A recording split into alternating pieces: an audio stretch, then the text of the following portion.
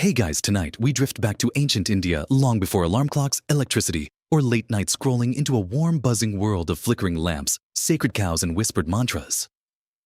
The air smells faintly of cardamom and sandalwood.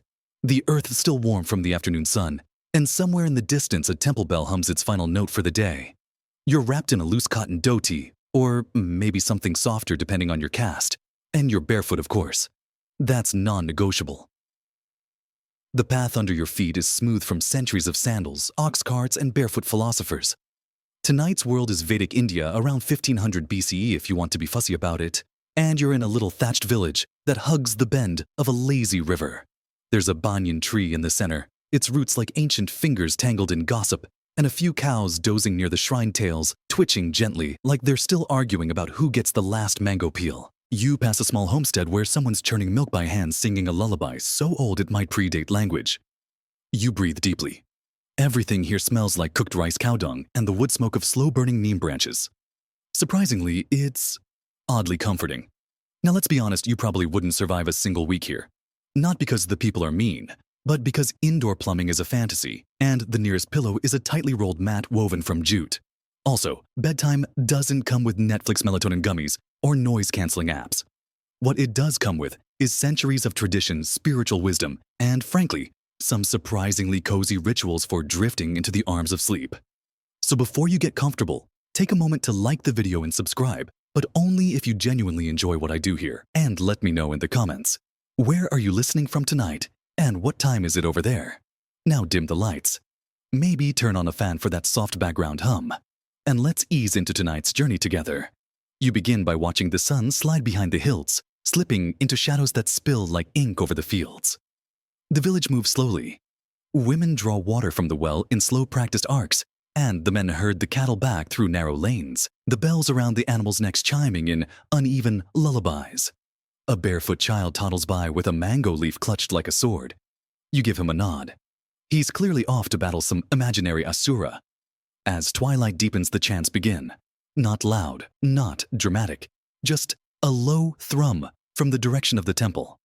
It's the Rig Veda being murmured probably by the older Brahmin in town, who knows all the verses by heart, and still hasn't forgiven his nephew for mispronouncing one last spring. The hymns float through the night air like warm mist, spiraling gently toward the gods, or at least toward the birds nesting in the rafters. Your feet guide you through the village, past an oil press, creaking under its own rhythm, past cowpens that smell like earth and hay, and toward a small compound with faded turmeric handprints on the walls. Inside, someone is grinding herbs by lamplight. Ashwagandha, maybe, or jadamansi root. You're not sure, but the smell is like spicy mint, with a whisper of ancient dreams. This is where healing happens, not with pills or charts, but with rhythm, warmth, and deeply inherited wisdom. If someone can't sleep, they don't Google it. They see someone like her. A few neighbors are already gathering for the nightly puja. You settle near the back where the smoke from the incense isn't so strong. The priest, a man with silvered hair and a deep voice like water over stones, begins the mantras. They're in Sanskrit, but you catch the tone. This is sacred music designed not to stir the gods, but to settle the humans. The rhythms are repetitive, hypnotic.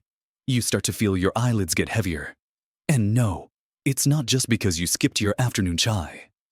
Interestingly, historians still argue whether these communal rituals were more spiritual or practical.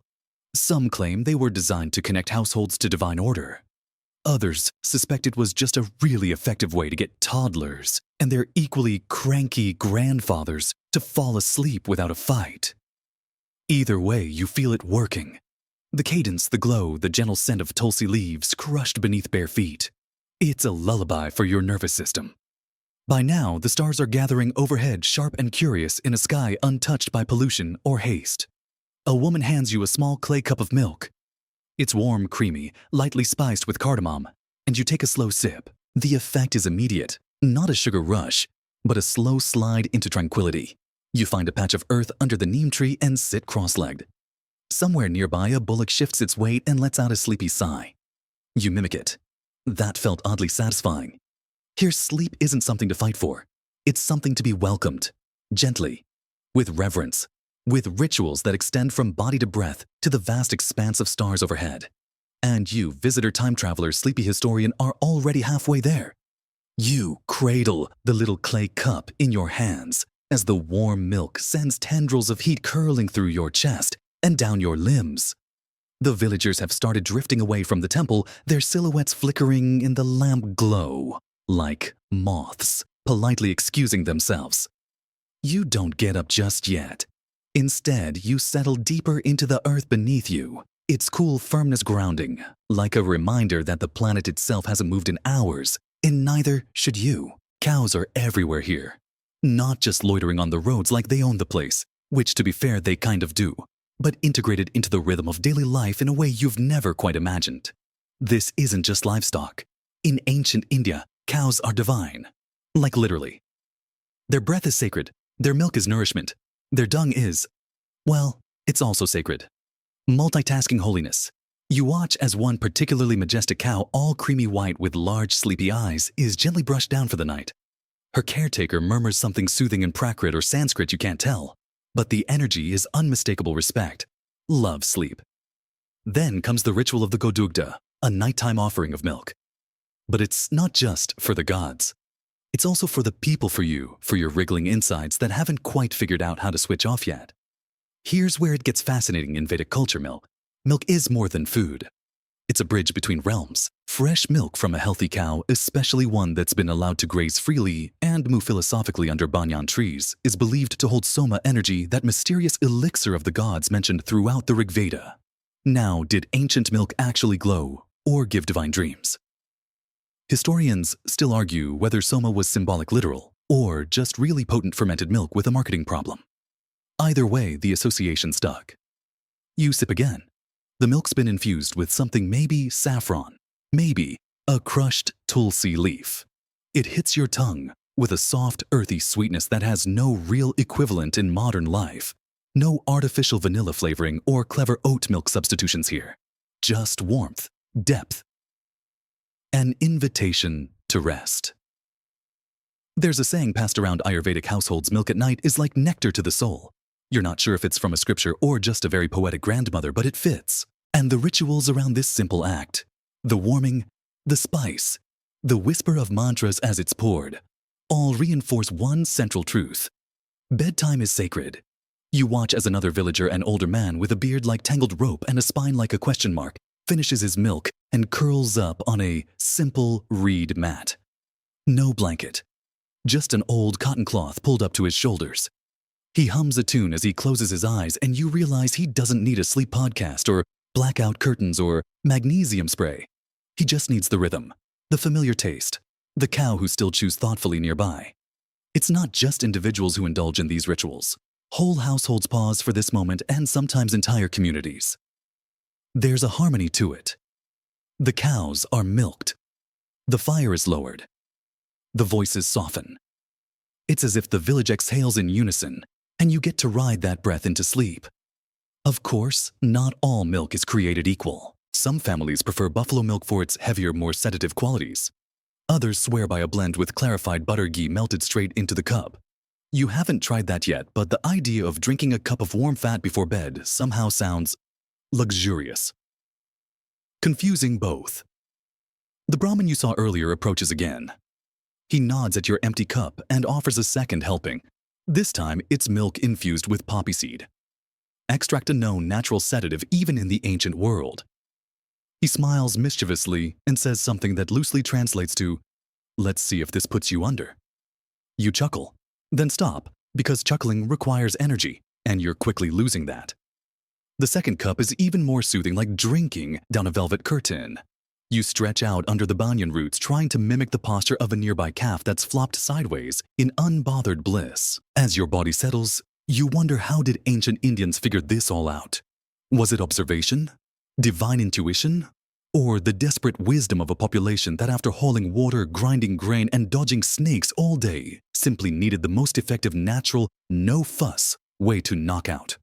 By moonlight, historians still debate whether sleep rituals like this were purely spiritual acts or evolved from deep trial-and-error survival instincts. But either way, they worked. You can feel it. A kind of quiet reverence wrapping around you, blending sacredness with practicality. The night deepens. The stars now shimmer like tiny oil lamps strung from the heavens, and you feel the village wrap itself in that gentle silence that's not entirely silent. Somewhere, a frog chirps. A cricket tries out a new rhythm. The cows shift hooves crunching against dried leaves. And in that lull where the world doesn't demand just allows you realize this isn't just about milk or cows or tradition. It's about creating the right rhythm, one that says you've done enough today. Rest now. And so you do. You haven't moved in a while. Not because you're frozen or stuck or especially disciplined, but because the air here makes stillness feel like the natural state of things. It's heavy in that cozy blanket, fresh from the sun way.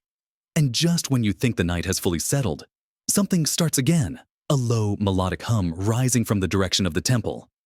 This isn't a party. It's a mantra session. No one's clapping or standing. No one's making announcements. The sound just rises slow, thick syllables slipping into the air like honey into warm tea. You catch glimpses of a few figures seated around the sanctum legs, folded palms open to the sky, their mouths forming shapes that are half speech, half breath. They're not trying to project. If anything, they're trying to melt into the rhythm. And you're about to find out what a proper bedtime mantra sounds like. In ancient India, especially during the Vedic and post-Vedic periods, mantras weren't just chants, they were tools. Tools to cleanse the mind, still the body, and lull the senses into compliance. Think of them as the original ASMR videos minus the whispered sponsorships. The syllables, often composed of long vowel sounds and soft consonants, were designed to be rhythmic and repetitive, allowing the speaker or the listener to drift without being distracted. It's basically spiritual white noise. Tonight's mantra is a bedtime classic, something from the Atharva Veda maybe. Possibly one of those hymns that prays for protection during sleep. You hear the word shanti, repeated often. It means peace, but not the political kind or the kind you awkwardly wish your ex. This is deeper peace in the body, peace in the mind, peace in the space between breaths. The full chant ends with Om Shanti. Shanti, Shanti, a triple layer of peace, because why stop at one when you can order the family pack? You settle back against the banyan's roots, eyes closed now, and let the mantra wash over you. It doesn't ask for participation, it just arrives. And it stays. The repetition begins to work, not hypnotically, not magically, but like a gentle reminder that thoughts don't always need to finish. They can just drift. And they do. You remember reading somewhere, or maybe overhearing, during a half-woken chai stall conversation, that ancient households sometimes repeated bedtime mantras together. Parents, children, even servants might recite a calming verse before bed, much like brushing teeth or muttering no more snacks into the fridge. The idea wasn't perfection, it was rhythm, consistency, harmony. Historians still argue whether these mantras were always spoken aloud or just silently remembered. Some argue for verbal vibrations being essential. Others suggest that even remembering the sacred sound is enough to reshape your inner landscape. You decide not to weigh in. Too sleepy. Beside you, an old man chuckles mid-chant. You peek one eye open. He's fallen asleep mid-verse, still half murmuring with a smile tugging at one corner of his mouth. His grandson tugs a shawl over him, then returns to the mantra without missing a beat. It's that casual. That's sweetly reverent. Like a lullaby for grown-ups who never stopped believing the universe had ears. And the science, if you're still awake enough to think about science, is oddly supportive. Repetition soothes the prefrontal cortex. Rhythmic breathing reduces cortisol. And hearing the same comforting syllables night after night, it builds an anchor. One that drags you gently from the choppy seas of consciousness into the smooth, deep waters of sleep. The priest at the temple adds a new note, a low bell, struck once. It doesn't jolt. It purrs. And the mantras continue. Somewhere in this dreamy fog, you remember a story. A monk, maybe a student of Patanjali himself, who forgot his daily rituals for a week, but kept muttering his mantras in his sleep. His fellow students reported that the words would echo softly through the ashram after midnight. Not spooky, just serene. That monk, they say, eventually became a teacher of dream yoga, where the goal wasn't to conquer sleep, but to walk through it like a temple. No doors, just corridors of sound. You're drifting again. The mantras don't demand understanding. You don't need to translate. The syllables just keep rolling like soft river stones. Words like Svapna dream, Nidra sleep manas mind.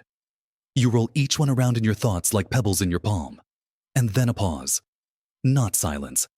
Just space between one breath and the next. A reminder that mantras don't fill the night, they shape it.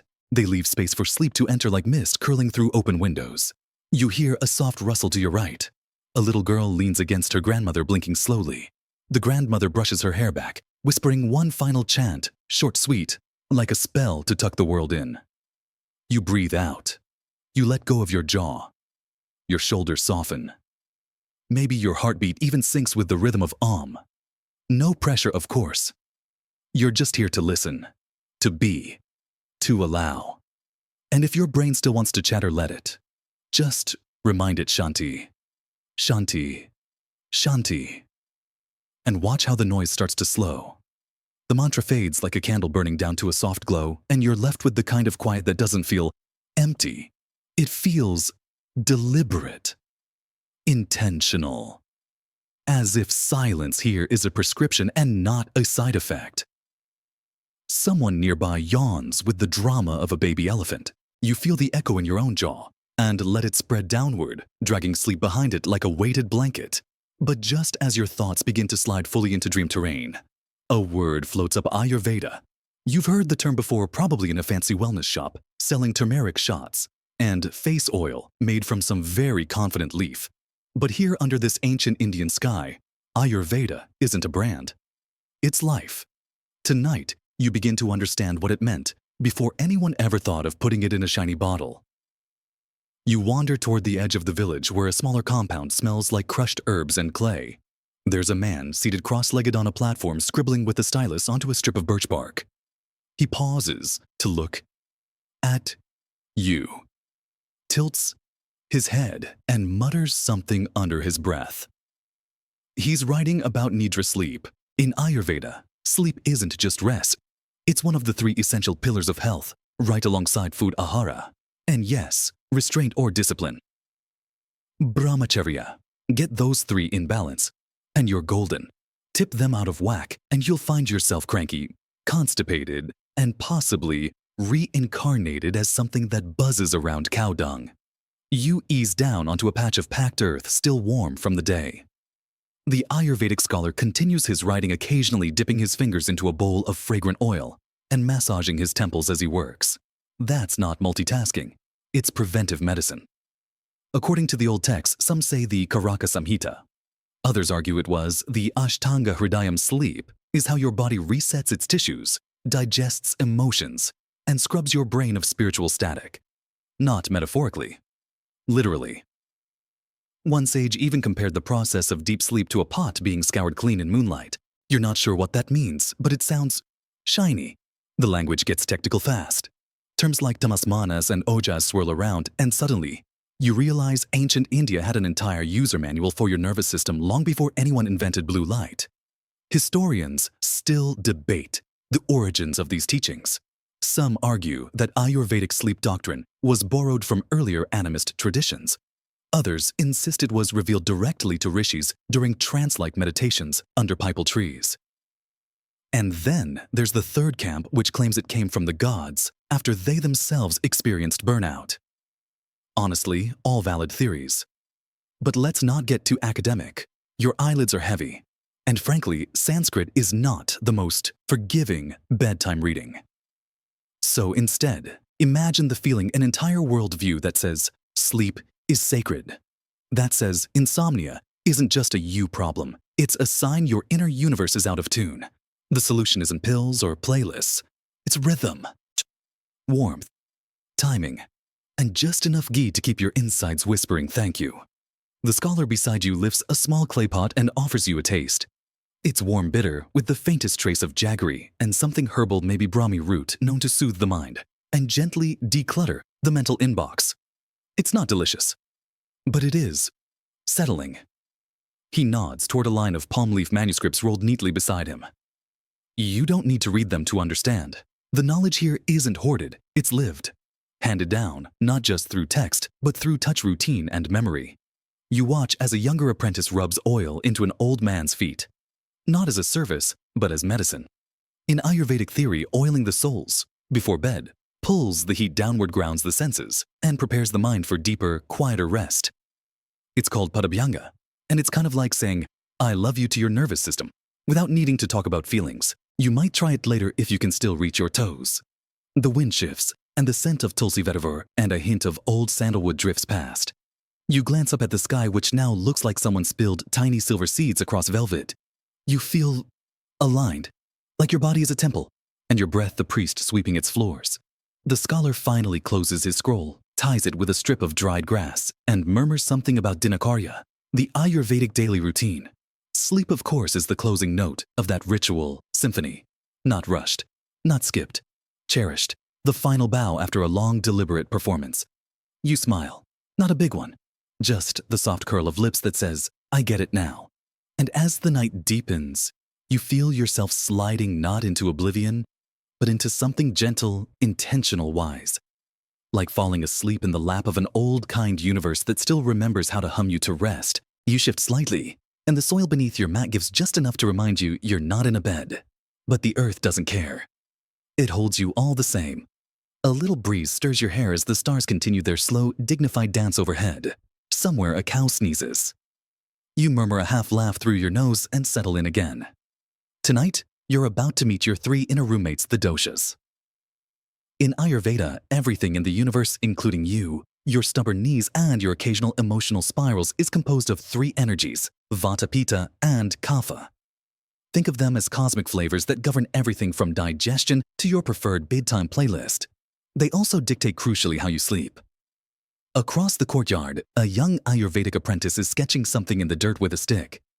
It's a triangle with curving arms, and he labels each corner with Sanskrit letters Vata, Pitta, Kapha. He looks up at you and grins. Only one of these, he says in a sleepy mumble, wants you to sleep deeply. The others get moody. You raise an eyebrow. He gestures for you to come closer. You do, partly curious, partly because you've forgotten how to stand without groaning. So here's the breakdown.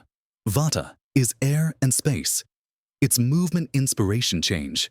But at night, Vata's the kid who drank a bit too much mango juice before bed and now wants to rearrange the entire sleeping mat layout at 1 a.m.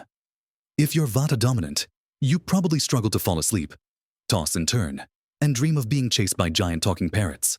That's not science. That's just personal experience. Pitta is fire and water. It's digestion, ambition, precision. It's the friend who wants to meditate at 3 a.m. to optimize their productivity. Pittas often fall asleep easily but wake up in the middle of the night to compose angry internal emails or solve ancient geometry problems. Sometimes both. Kapha, though Kapha is earth and water. It's stability, heaviness, the nap in human form. If Kapha were a roommate, they'd be the one who melts into bed by 9 p.m., surrounded by 6 pillows already half snoring while scrolling ancient Sanskrit memes. This is the dosha that understands rest, that respects it, that invites it like an old friend. Historians still argue whether the dosha system was purely physiological or had more to do with seasonal rhythms, social roles, and frankly, vibes.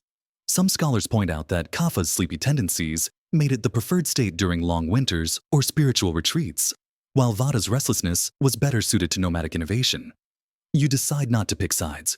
You're too mellow for debate. The apprentice scratches a little sleeping cow in the corner of the diagram, grinning like he's just solved consciousness. He offers you a tiny cloth pouch filled with herbs, probably a blend of ashwagandha brahmi and maybe tagara root. For calming Vata, he says, then adds, also good if you think too much before bed. You pocket it though. Pockets are a bit of a stretch when you're wearing 2 meters of draped cotton. Still, the sentiment lands. Nearby, another villager is being diagnosed by an elder, not with stethoscopes or charts, but with gentle questions and pulses felt at the wrist. Do you dream of flying? The healer asks. Do your feet get cold at night? Do you cry during rainstorms? Okay, maybe not that last one, but it wouldn't be out of place. The answers help determine what the person needs to sleep better. Maybe a heavier blanket. Maybe warm milk with ghee. Maybe a foot massage with sesame oil. Maybe just someone telling them they're not broken. They're just a bit too much air and not enough earth today. You recline again, thinking about your own internal mix. Are you the night thinker who remembers embarrassing conversations from 10 years ago? Or the dreamer who wakes up with song lyrics no one's ever written? Or the blissed-out boulder who sleeps through thunderstorms and temple bells? Whatever your blend, you're welcome here. The doshas don't judge. They just whisper suggestions. They say, hey, maybe skip the spicy lentils after sunset, or maybe walk barefoot for a bit before bed, so your body remembers it's on Earth. And honestly, that whispering is working. You roll your shoulders. Breathe in.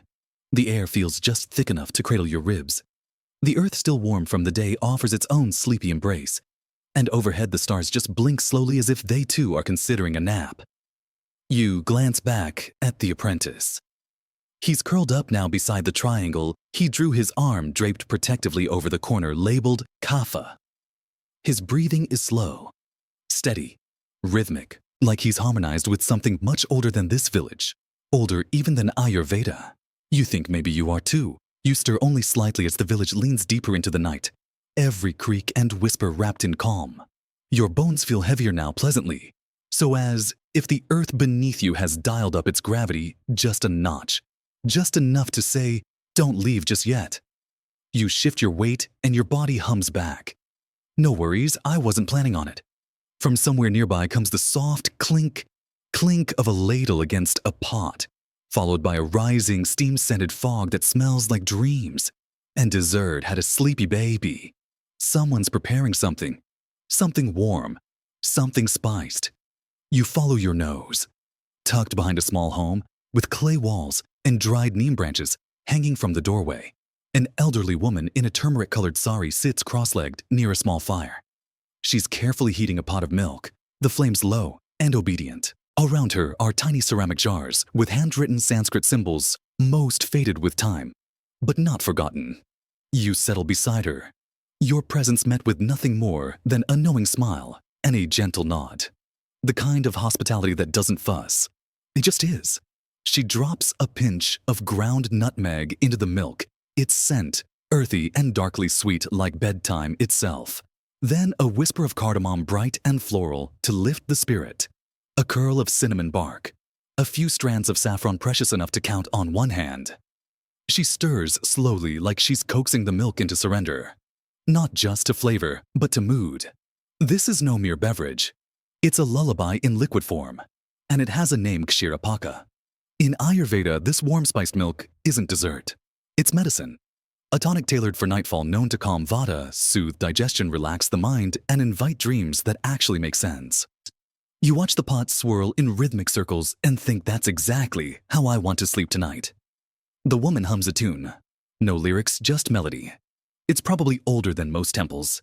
She ladles the milk into a cup shaped like a blooming lotus and hands it to you with a small flourish. Don't drink fast. She says, it ruins the story. You obey. The first sip is a revelation, creamy warm, gently sweet with just enough spice to remind you that dreams can have flavor. It coats your throat, your chest, your stomach, until even your breath seems to smell like cardamom. She settles beside you, folding her legs with a grace honed by decades of squatting, grinding, boiling, and living well before yoga studios decided it was trendy. She tells you how her mother made the same milk and her grandmother before her, and probably someone who once churned it from the milk of a cow that napped beside a Vedic fire as sages argued over the moon's personality. Historians still debate whether the Ayurvedic spiced milk ritual originated from ritual practices or everyday maternal wisdom. Some say it was prescribed in ancient medical texts. Others claim it was oral tradition, passed hand to hand like a cup of steaming Kshirapaka. And honestly, it's probably both. The oldest knowledge doesn't always live on shelves. You take another sip. This milk isn't just for you. It's been made for children with too many thoughts, husbands with stubborn bellies, wives carrying the weight of entire kitchens on their backs. It's been made for travelers, for students, for monks who forgot how to stop thinking about the Upanishads.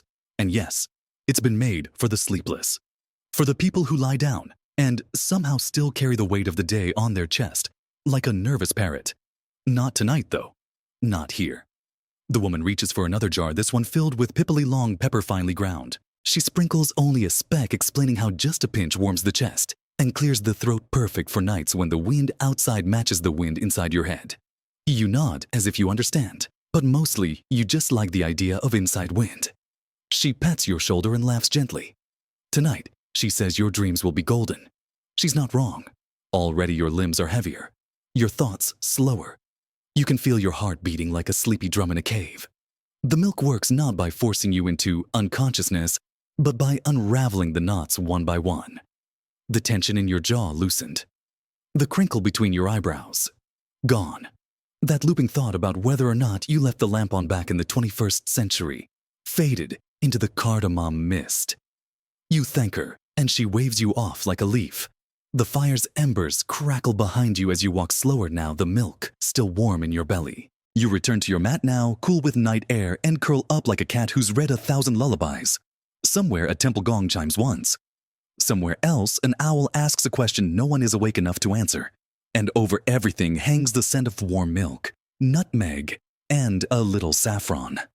A spell of sleep so gentle even your dreams hesitate to disturb you. The village sleeps mostly. A few scattered sounds still drift through the night. The faint creak of bamboo as someone rolls over on a woven cot. The distant bark of a temple dog chasing ghosts. Only it can see. And the gentle clang of a metal pot settling as it cools. But inside the palace, yes, there's a palace nearby. The night is far from over. You wouldn't think royalty would have sleep problems? Gold-plated pillows, servants waving fans, rooms large enough to hold their own moon, what's not to love. But here's a historical spoiler. Even kings toss and turn. You're standing outside the grand residence of a Mauryan-era governor. Inside, candlelight flickers across the polished floor like tiny golden fish. The halls are hushed not with peace, but with frustration. The governor is pacing. Again. You slip through the shadows unnoticed and watch as a servant brings another decoction, some kind of herbal brew in a polished copper cup. The governor barely sips it. He sighs and mutters, "Still no sleep," before turning back to his endless walk between statues of long-dead elephants and slightly annoyed-looking gods. It turns out that even in ancient India, the powerful were not immune to insomnia.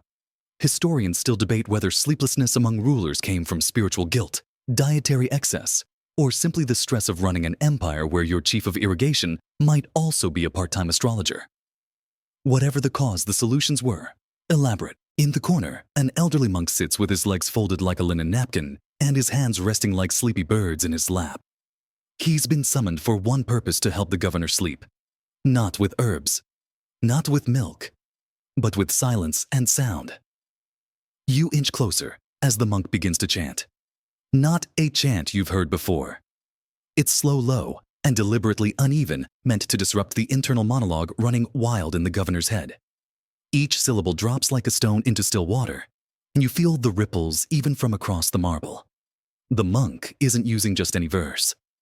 This is a yoga nidra practice, one of the earliest forms of guided sleep meditation. The words move in circles, reminding the governor of his breath, his body, the weight of his own limbs. Something he's forgotten after spending most of the day standing in judgment over land disputes and unpaid taxes. You watch the governor's shoulders drop. His jaw unclenches. He sits, not lays, sits. Upright, alert, still. This is where it gets interesting. In some royal households, they believed that lying down too quickly disrupted the energy channels. That to sleep deeply, one must first sit like a mountain, breathe like a breeze, and listen like a river, and only then could one recline, without carrying the day's dust into the realm of dreams. A servant brings a small dish, a paste of honey and powdered poppy seeds. The monk applies a dot of it to the governor's wrist, massaging it in slow circles while chanting something about the sun bowing to the moon. You're not sure what's more effective, the paste, the mantra, or the monk's slow-motion hand movements, but it's clearly working. You blink, and the governor's snoring. Not obnoxiously, not dramatically, but softly, like someone who's been holding their breath for 20 years and just remembered it was okay to let go. The monk smiles and returns to his corner. No fanfare, no tip, just the satisfaction of a job well done. You linger in the palace longer than expected. There's a kind of hush here that feels contagious. A reverence for the act of sleeping, not as laziness or indulgence, but as restoration. Restoration of clarity, strength, and if you're lucky, maybe a gentler ego. Back in the village, the fire's down to glowing coals. The woman with the milk has nodded off mid-sitting, her head resting against the doorway like it grew roots. And the cows. They're in REM sleep, probably dreaming of infinite fields and not having to wear flower garlands during festivals. You return to your spot beneath the banyan thinking about the governor, about the monks, about the reality that sleep isn't always earned by exhaustion. Sometimes it needs to be invited, negotiated, coaxed. You lay down arms at your sides and take a breath deep enough to reach your feet. You don't chant, but in your mind you echo one of the monk's lines as the moon watches, "Let the mind rest." And so it does. You wake, or rather hover, between waking and dreaming to the sound of something dripping slowly into a bowl. A thick, gloppy rhythm steady as a heartbeat. At first, you think it might be rain, but the sky is still clear, sprinkled with stars like rice tossed at a wedding. You sit up, limbs heavy, with that delicious ache that only comes after deep stillness. Across the courtyard, under a low thatched awning, a woman kneels beside an oil lamp. Her hands move with the calm certainty of someone who's done this 1,000 nights. And she has. This is the evening abhyanga, a sacred massage ritual so soothing even the fire seems to slow down just to watch. She dips her fingers into a bowl of warm sesame oil, then rubs them gently into the scalp of an elderly man seated before her. He closes his eyes as the oil soaks into his skin, slick and fragrant. You can almost smell it from here, earthy, nutty, with a faint trace of camphor. You creep closer quietly and settle into a corner just out of the lamplight. No one minds. Sleep rituals here are not private affairs. They're shared. They belong to the rhythm of the night, the village, the body itself. In Ayurveda, oil massage isn't just pampering, it's medicine. The Sanskrit term is snehana, and it's derived from the word sneha, meaning love. That's right. The act of massaging warm oil into your skin is literally a form of love, both toward yourself and others. The oil isn't just moisturizing, it's pacifying. It calms the nervous system, softens the tissues, and quiets the internal wind that churns inside Vata-dominant minds. The woman moves slowly, deliberately. She works the oil into the man's temples, then his shoulders, neck, arms, all the way down to his feet. Not rushing, not chatting, just oil and breath. Oil and stillness. You watch entranced as he begins to slump, not from sleepiness, but from surrender, like the day has finally unhooked itself from his bones. Historians still debate the origins of abhyanga. Some believe it began as a spiritual preparation for meditation or religious ceremonies. Others think it evolved as a response to the hot, dry climate of the Indian subcontinent. What they agree on is that it worked and still works. Studies today even back it up. Regular warm oil massage can lower blood pressure, improve circulation, and reduce insomnia.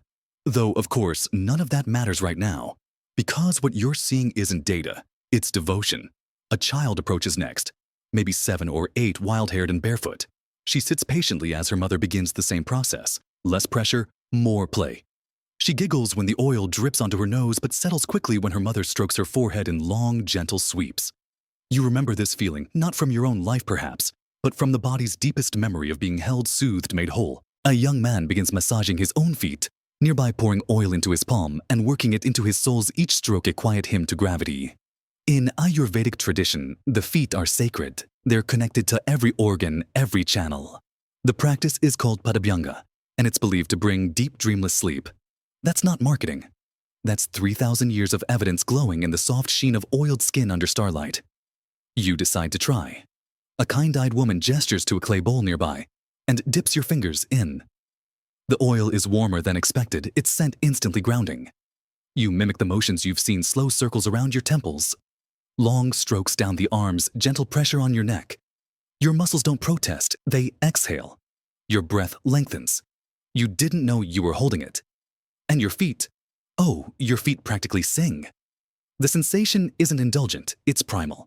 This isn't spa day, it's recalibration. Your body, so often neglected or pushed through the chaos of modern life, feels seen, cared for, loved.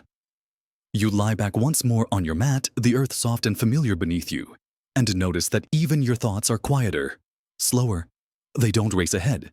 They trail behind, half interested in continuing, half lulled by the sesame-scented air. Somewhere, someone snores. A good, wholesome snore. You smile, imagining the oil still glistening in the creases of their relaxed brow. You close your eyes, and your skin hums gently, not with noise, but with memory. It remembers the hands, the warmth, the stillness. It remembers the love of oil, and you, wrapped in that invisible sheen, begin to drift. The ghee lamp flickers like it's caught in a private joke with the wind. Not too bright, Not too dim, just enough to throw playful shadows along the walls of the mud brick home you're now resting in. You've relocated indoors for a bit, drawn by the scent of sandalwood smoke and the promise of one more sleepy story before your body gives up completely and hands itself over to dreams. A boy maybe 10 years old, sleepy but determined, sits cross-legged across from his grandfather, who's perched on a low wooden bench surrounded by a menagerie of shadows. They dance across the walls, cows, tigers, elephants, even the occasional rakshasa, all summoned by the sway of a single flame and the angle of the old man's fingers. You lie down in the corner, propped against a rolled-up cotton bolster, and watch. The boy's eyes widen as a buffalo looms across the ceiling, shaped by nothing more than flicking fingers and a gnarled wrist. There's a story being told half out loud, half through silhouette, and you don't need to speak the language to follow. There's mischief. There's redemption. There's somehow a flying banana. But what's more important than the story is the rhythm of it. This is bedtime theater, ancient style, and it serves a very specific purpose: to tire the mind through gentle wonder. Not adrenaline, not excitement, just enough curiosity to lead it toward stillness, like a deer coaxed into a clearing by soft flute music. The old man gestures toward the ghee lamp. The real star of tonight's performance, made from clarified butter ghee, is not just a cooking staple. It's a sacred substance in Vedic ritual, said to carry prayers up through the flame and into the heavens. In the Ayurvedic tradition, its soft, rich glow is thought to be especially calming at night. Its scent subtle and warming like a whisper in the dark. But it's the light that matters most here. Unlike harsh fire or sputtering oil, ghee burns slow, gentle, like it knows how tired your eyes are. It casts shadows that aren't jagged or harsh. They melt into the walls like watercolor. Historians still debate whether these nighttime performances were part of formal education, or simply a way to sneak moral lessons into your subconscious while you were too sleepy to argue. Either way, they worked. You can feel it in your shoulders, slowly uncurling from whatever stress you brought with you across centuries. The boy yawns, then giggles as a monkey appears across the wall, climbing over the folds of his grandfather's shawl and into the rafters. The old man grins, leans in, and adds a hushed boom as the monkey vanishes in a puff of shadow. The boy claps once, then slouches against a straw mat, his eyes already closing. And still the lamp flickers. You watch the flame now, letting your gaze soften. The ghee has melted, complete. Winya, forming a small golden pool in the terracotta bowl. The cotton wick, hand-rolled and dipped in camphor earlier that evening, has burned down into a steady amber glow. It looks like a miniature sun caught in the middle of a yawn. You realize you haven't blinked in a while. There's a theory in Ayurveda that gazing at a ghee lamp, especially during twilight, or just before sleep, can settle peat to cool the mind and improve vision, both literal and metaphorical. They called it trataka, a cleansing practice for the eyes and the soul. You weren't intending to try it, but now that you have, your eyelids feel so heavy, it would be rude not to close them. You do, slowly. The glow stays with you, not in your eyes, but in your memory. A soft burn behind your thoughts, like a nightlight for your spirit. It pulses gently as the shadows fade and the house quiets. The boy's asleep now. His tiny snores no match for the temple bells or the gongs of ambition. He sleeps like someone who trusted the stories, like someone who didn't need to win the argument or make a list or double-check the future. You breathe deeply, your body warmed by oil stories, and saffron milk curls in on itself like a fern at night, and the only thing left to do is nothing at all. Let the flame flicker. Let the shadows play. Let your mind drift where the ghee light cannot reach. And maybe, just maybe, let yourself dream of a flying banana or two. The house is hushed now, wrapped in that blanket of deep night where even the crickets seem to whisper. You're warm, relaxed, and entirely convinced that the floor has taken on the texture of a cloud, either because it has, or because your senses have fully surrendered. It doesn't matter. You're not moving, but someone is snoring. Not softly, not gracefully. This is not a poetic snore. This is the kind of snore that rearranges roof tiles. A deep, honking, unapologetic chorus that erupts from the temple nearby and echoes across the village like a divine kazoo. You glance toward the source and spot him, a monk, blissfully unaware that he's become the sonic centerpiece of the entire region's nighttime experience. His mouth is slightly open, his belly rising and falling like a small drum, and each inhale and exhale is a saga unto itself. This, as it turns out, is not a rare occurrence. You see, even in the serene world of ancient Indian monastic life, sleep wasn't always as peaceful as the philosophy. Monks, particularly those in forest ashrams or temple complexes, often lived communally, sleeping in shared quarters or even under the stars.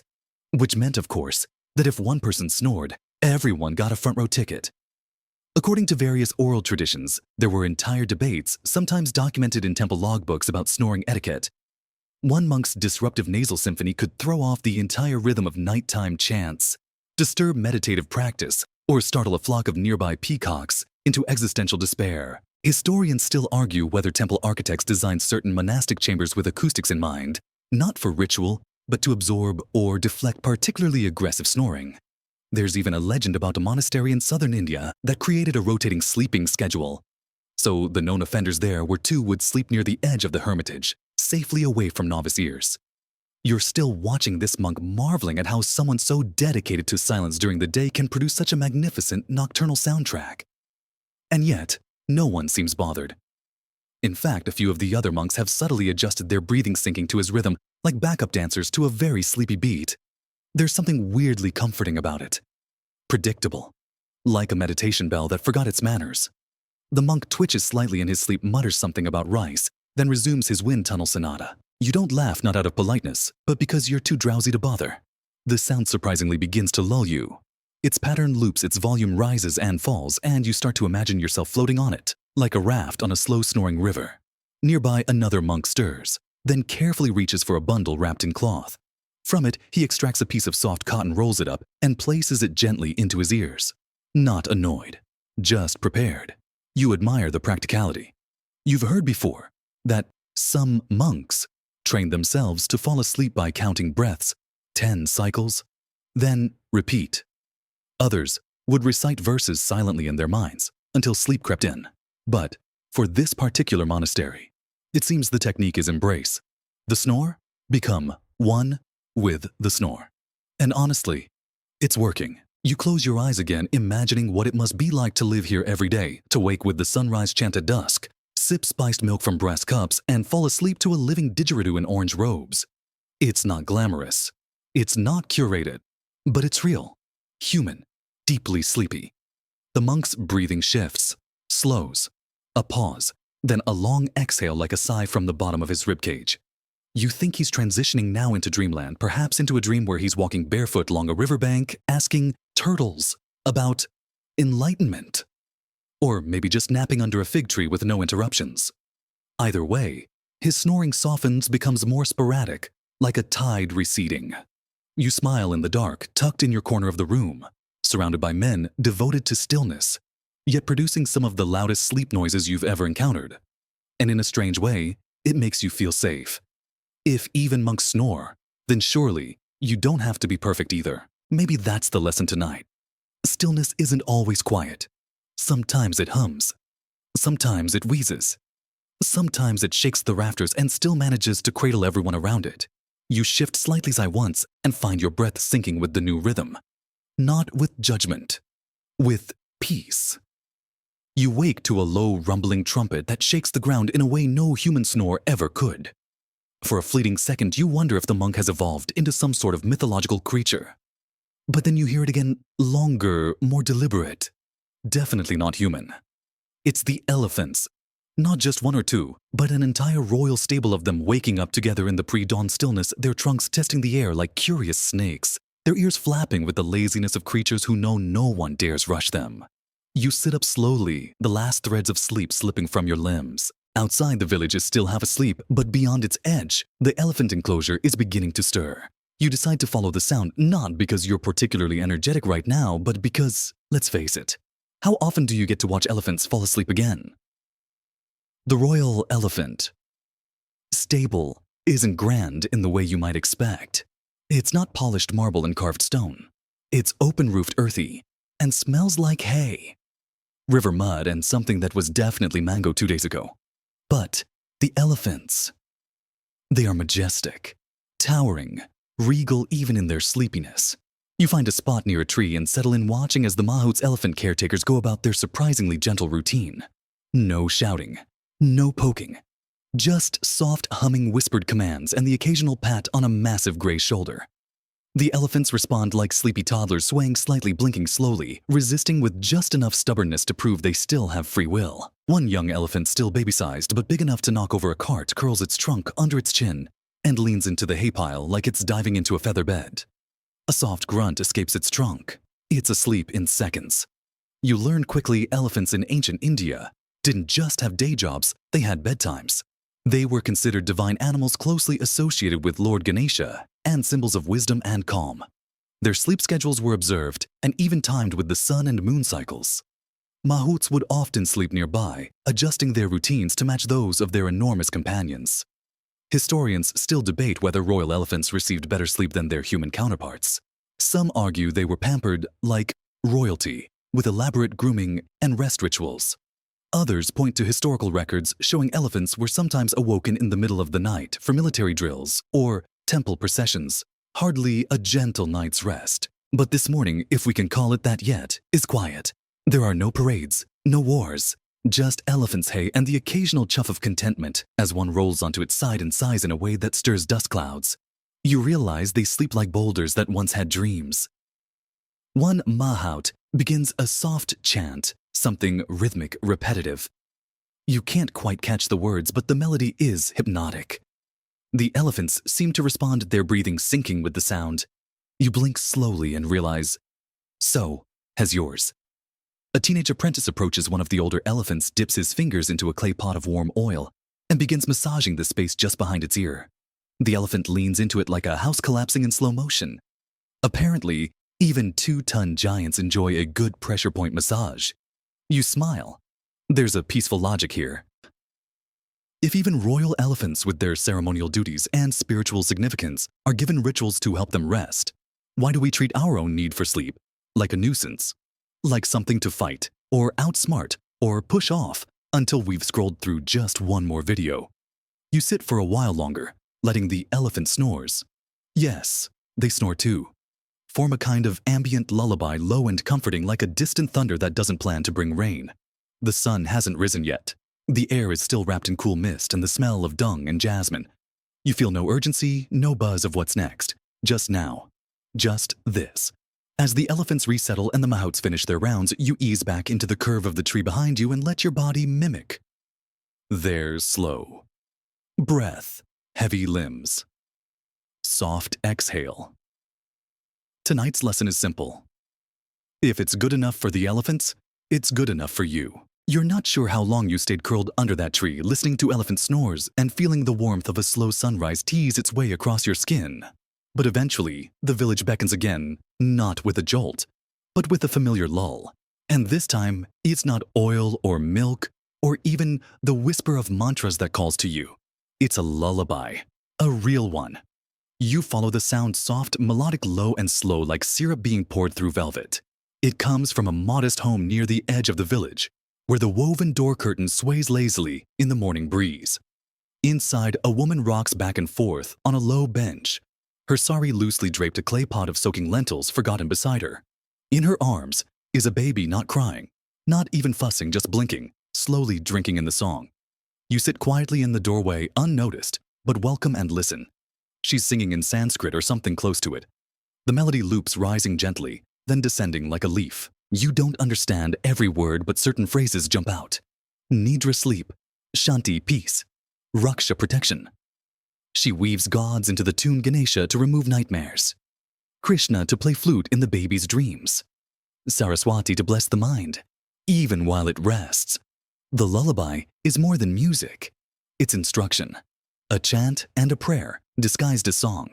And it's old, so old that scholars suspect versions of it existed before formal writing passed down from mother to daughter, like recipes for warmth.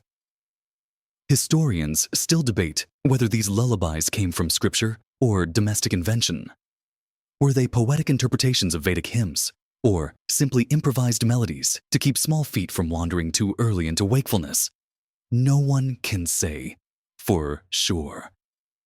But you can feel the truth in it. Now, this isn't performance. It's architecture. She's building sleep with her voice. The melody dips into a minor scale, barely audible now. She draws circles on the baby's brow with her thumb, smoothing away imagined dreams. The child sighs and surrenders. You remember reading, maybe in a footnote, maybe scribbled in a dusty corner of a university textbook, that some lullabies were written directly into ancient scrolls. Not for scholarly analysis, but as practical guides for care. Sanskrit lullabies appear in sections of the Griya Sutras, often nestled between instructions for cooking rice and performing birth rituals. They weren't theory, they were daily life. The woman now hums the final line, which trails off like the curl of incense and rests her chin on the baby's head. Her eyes close, too. Not asleep, not exactly. Just paused. And then, to your surprise, she begins again. This time, not to the baby, but to herself. She sings softer, not with the goal of putting someone to sleep, but to stay in rhythm with the breath of the moment. You realize the lullaby has a second purpose, self-soothing, a reminder to the singer that peace is contagious. That calm once shared can echo back. You lie down just outside her doorway, the floor cool and familiar now, and close your eyes. The song doesn't fade, it folds around you. And even though it wasn't meant for you, it fits. A breeze carries the tune across the courtyard, and you imagine other homes, other mothers, humming their own versions. Each one unique, but all stitched together by the same nighttime thread, tenderness. And it's not just for babies. Elders, too, once received these lullabies. The sick, the travelers, the ones with heavy hearts or restless minds. In some parts of ancient India, lullabies were even whispered to the dying, not as final words, but as gentle reminders that sleep in every form is not an ending, but a bridge. You open your eyes briefly and see a child now asleep on his grandfather's lap outside another home. The old man taps a rhythm on the child's back. Not really a song, not really silence, just enough to say, "I'm here." The woman's voice continues. It's no longer just hers. It belongs to the village now. It's threaded into the palm trees and the thatched roofs, the soft hum of morning insects and the fading scent of sandalwood. You feel your body rise and fall, with each line your breath caught inside the music. And when the song finally ends, it doesn't. It just changes form. It becomes the hush of the wind, the weight of your limbs, the knowing that tonight and maybe always there is a song for you, waiting patiently in someone's breath. The lullaby still lingers in your ears, like the echo of a dream you didn't quite catch. You rise slowly, stretching limbs that feel like they've borrowed their weight from the earth itself. The air has shifted cooler now, crisper, as if the village is exhaling after a long, sacred stillness. You wander toward the edge of the forest, drawn by the rustle of leaves and a low, steady drone like bees chanting in Sanskrit. There's a clearing just beyond the palms, dotted with simple huts made from bamboo and mud. A handful of men and women sit cross-legged on mats, their faces turned slightly upward, eyes closed. No one speaks, but you feel it immediately. This is a forest ashram, a hermitage, a place for learning prayer and, maybe most importantly, sleeping with purpose. You settle near the fringe, just out of sight but fully within the atmosphere. A man with a long braided beard opens his eyes and peers into the canopy. He's not looking at anything in particular, just watching. Behind him, an ancient stone carving of a meditating sage seems to glow faintly in the slant of morning light. This isn't some elite monastic hideaway. It's a gurukul, a school in the forest where students come to learn scripture, philosophy, herbal medicine, and the fine art of existing without needing to win the day. The students live simply one garment, one meal, and, of course, one mat to sleep on, beneath the stars. You wouldn't expect an academic setting to prioritize naps, but here, rest is considered essential for retaining wisdom. And the way these students approach sleep, it's not as retreat, but as revelation. At night, they lie on palm mats dusted with neem leaves, not because it's trendy, but because neem repels bugs. The soft hum of nocturnal creatures replaces lullabies, and the whisper of mantra, the very one you heard at the temple, threads its way through the darkness. Om Agnai Swaha. Just a murmur. But persistent, repetitive, comforting. Historians still argue whether these forest schools kept strict sleep regimens or simply encouraged each student to learn their own rhythm. Some records suggest early rising was expected, tied to Brahma Muhurta, that pre-dawn window said to hold spiritual clarity.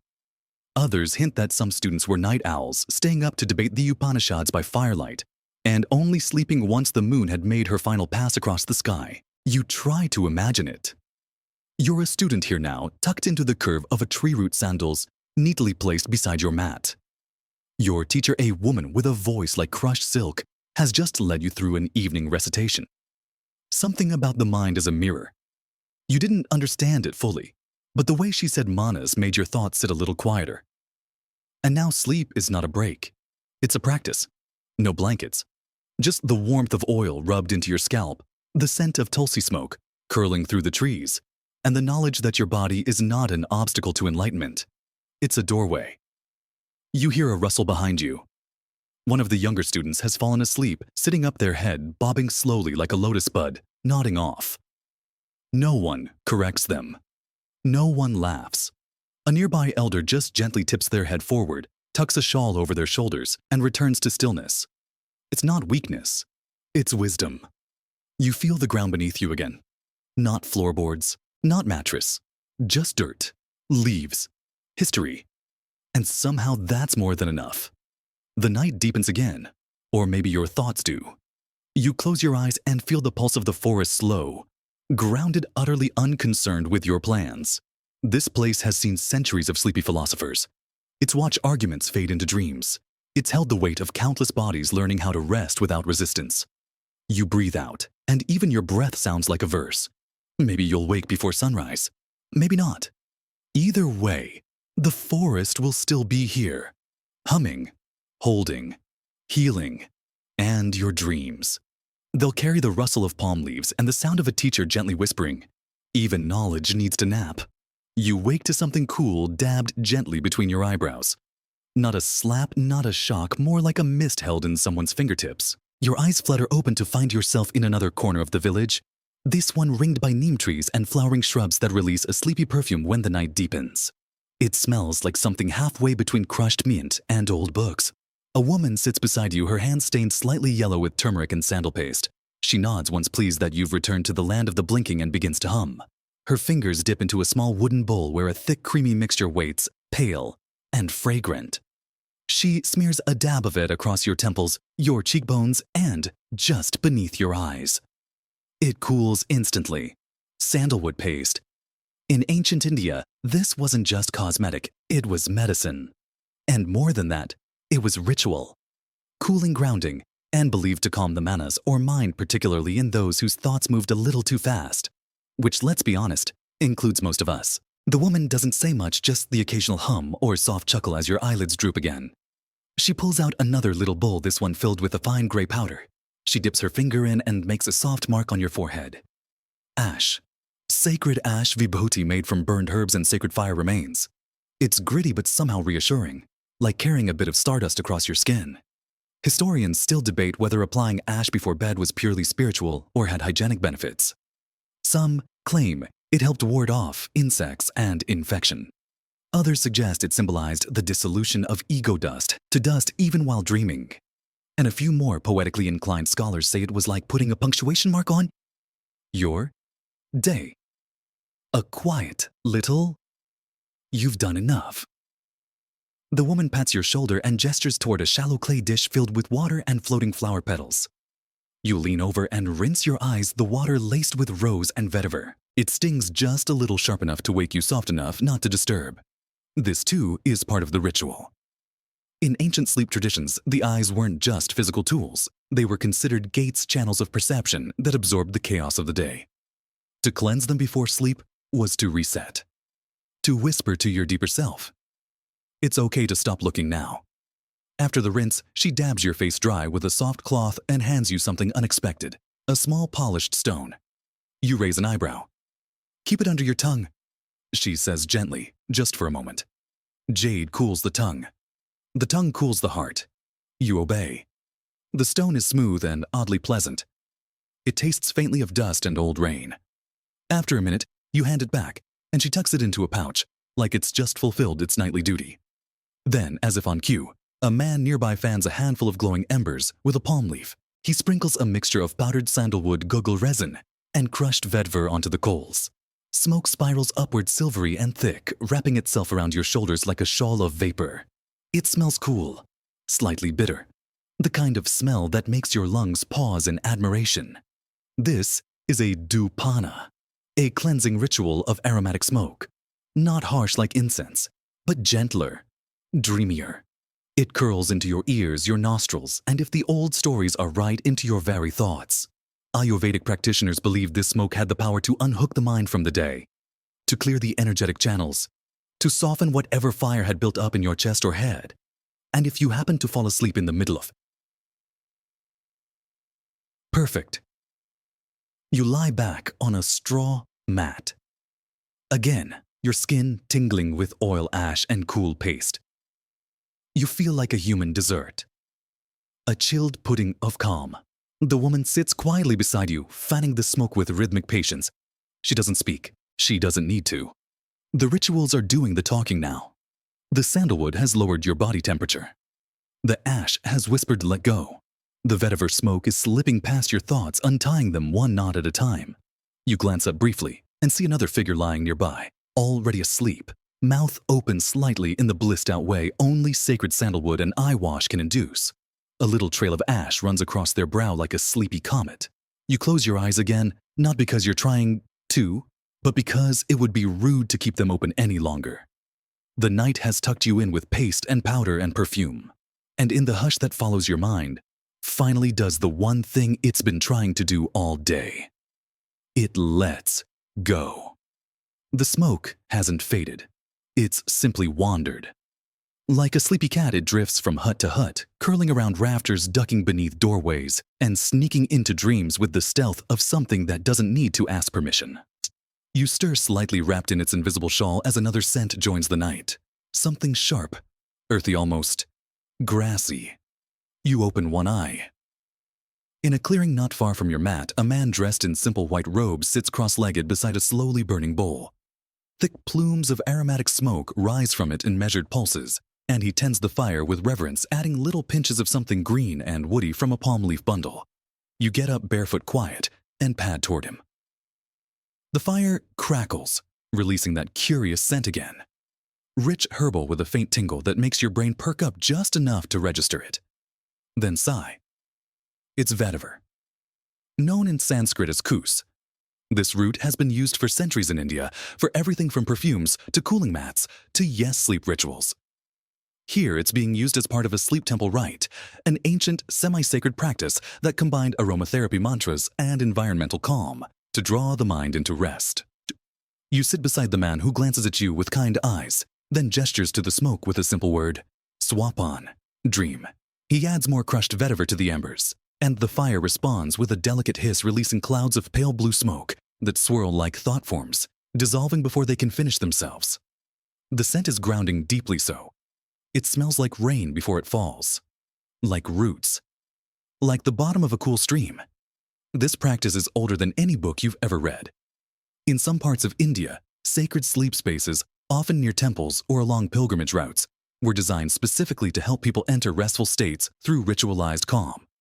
No preaching, no expectations, just space, scent, and stillness. Historians still debate whether these sleep temples were symbolic or truly functional. Some call them early sanctuaries of mental health. Others say they were simply convenient rest stops that developed spiritual gravitas over time. But the locals, they didn't question it. They just lit the vetiver and closed their eyes. The man beside you begins a low chant. Not words, really. More of a sound. Like a bee meditating. It syncs perfectly with your breath, with the rise and fall of the smoke, with the pull of the stars above. Your body still laced with sandal paste, and the cooling dot of sacred ash sinks lower. The ground is a cushion. The air is a balm. Nearby, someone adds a fresh handful of dried tulsi leaves to another ember pot. Their scent joins the vetiver, bright and minty, lifting the edges of the sleepiness without breaking the spell. A woman walks past carrying a bundle of vetiver roots tied with string. She places them beneath a child's pillow. Not for scent, but for coolness.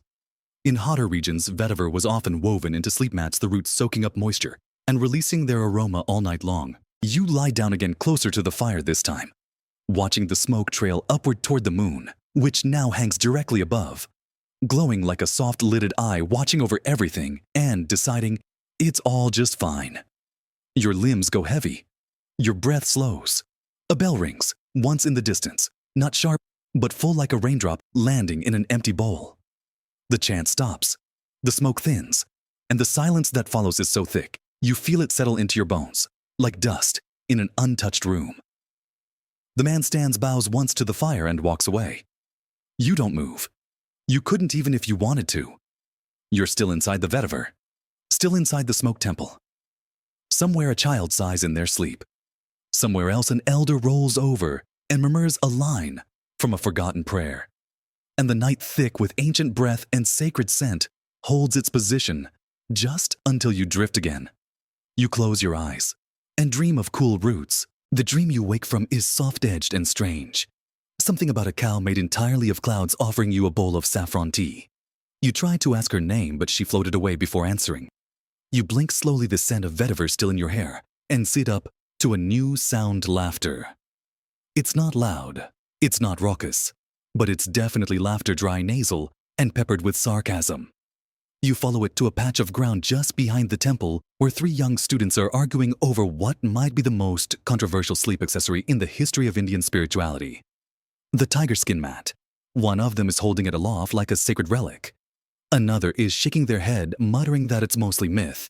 And the third just lies flat on their back, on the grass, arms behind their head, offering nothing but eye rolls. You sit nearby, amused.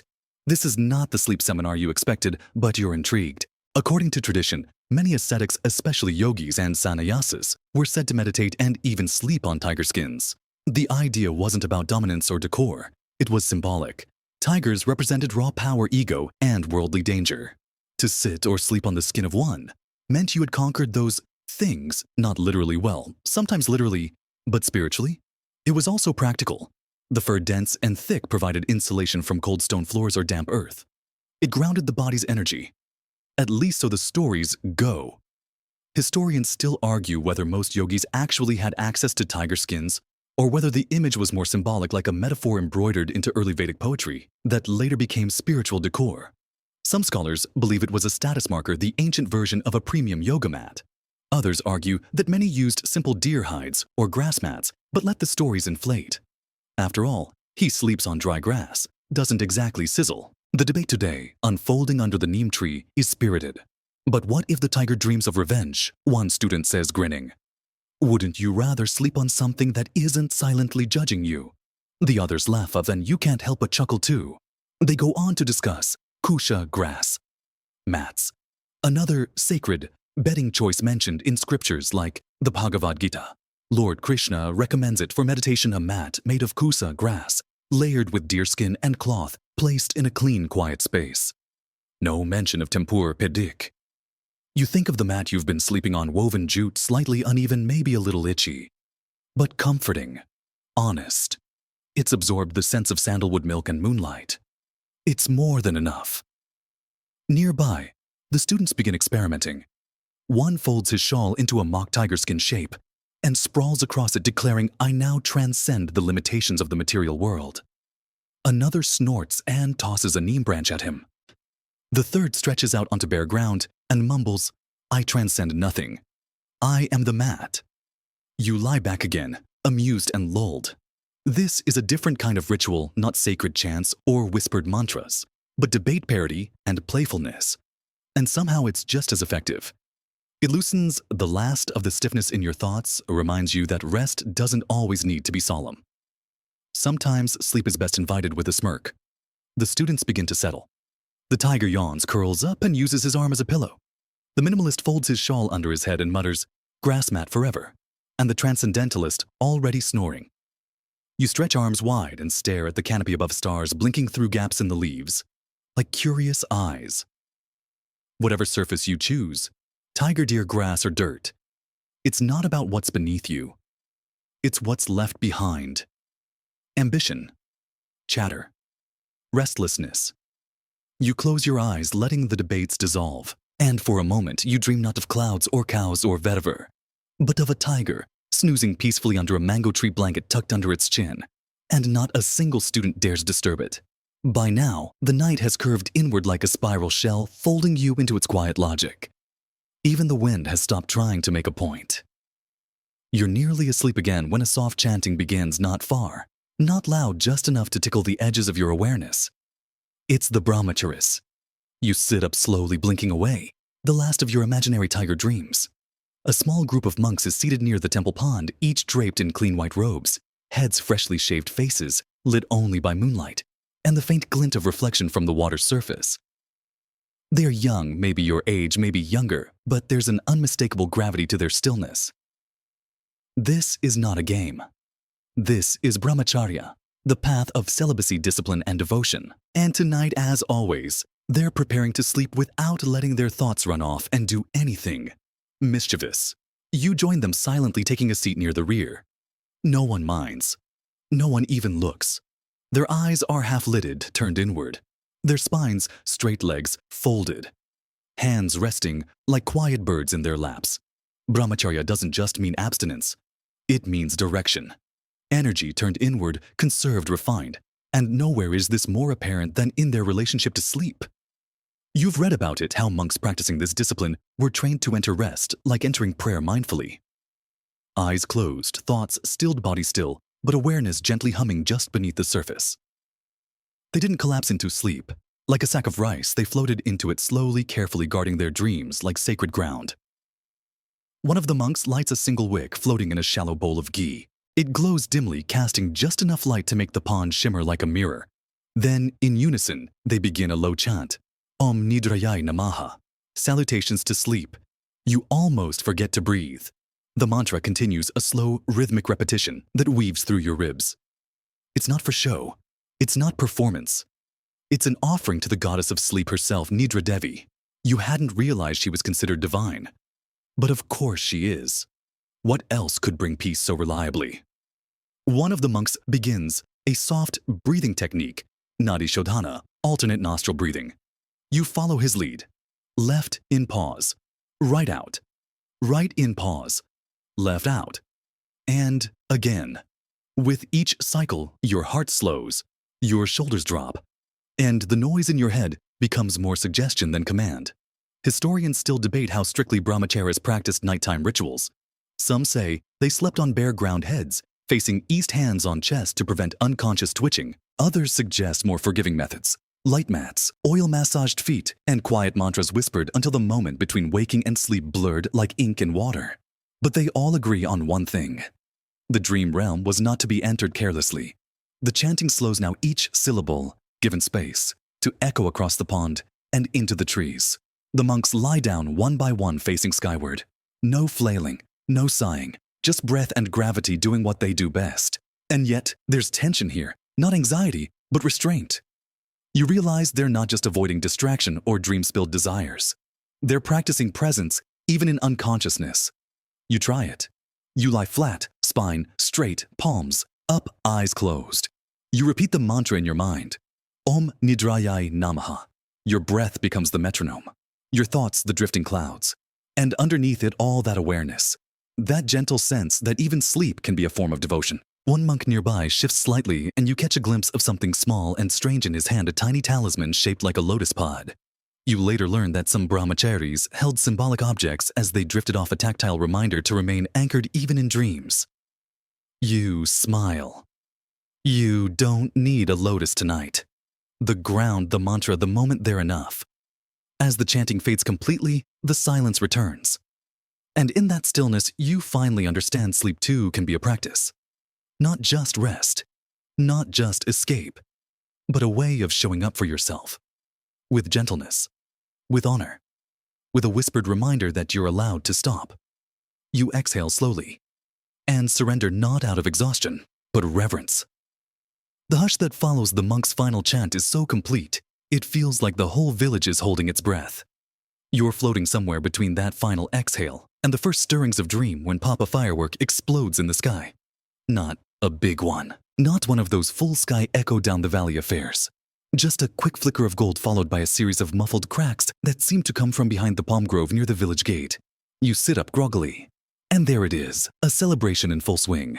Lanterns strung between trees. Clay lamps flickering on every ledge. Drums, laughter, food scents that punch you gently in the nose.